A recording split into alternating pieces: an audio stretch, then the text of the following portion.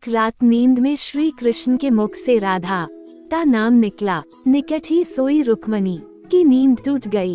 उसका चित्त अशांत हो गया। सारी रात वो करवट बदलते रही।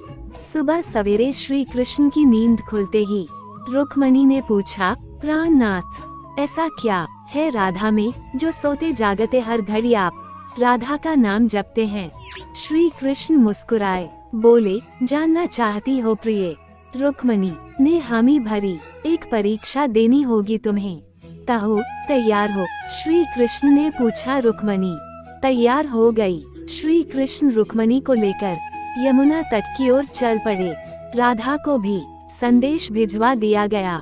जब तीनों यमुना तट पर पहुँचे तब श्री कृष्ण ने अपना एक केश तोड़ा और उसके द्वारा यमुना के इस पार से लेकर उस पार तक एक महीन पुल बना दिया। उसके बाद श्री कृष्ण ने यमुना से 2 मटकी भरी। एक मटकी रुक्मणी को दी, एक राधा को, और बोले, मेरे प्रेम का स्मरण करते हुए ये मटकी पुल के पार पहुंचा।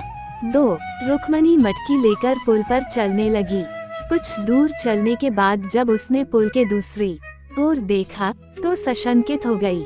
उसके कदम डगमगाने लगे। उसने स्वयं को तो संभाल लिया किंतु मटकी संभाल न पाई। वो किसी तरह पुल तो पार कर गई, पर मटकी यमुना में गिर गई। जब राधा की बारी आई तो मटकी लेकर बड़ी सहजता से वो पुल पार कर गई। यह देख रुक्मणी चकित हुई। उसने राधा से पूछा, बहन, ऐसा क्या था तुम्हारे प्रेम में जो तुम मटकी लेकर यमुना पार कर गई? राधा ने उत्तर दिया, बहन, मैंने कहाँ यमुना पार किया। प्रिय के द्वारा मेरे हाथों में दी मटकी ने ही मुझे पार पहुँचाया। रुक्मणी को राधा के प्रेम की अथाह गहराई का भान हो गया। समर्पण प्रेम का मूल है। जहाँ समर्पण है वहाँ पूर्ण विश्वास है, शंका के कोई चिन्ह नहीं। राधा का श्री कृष्ण के प्रति पूर्ण समर्पण भाव था। शंका लेश मात्र भी न थी।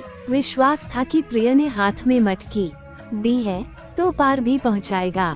सीख प्रेम करें तो पूर्ण समर्पण भाव से करें।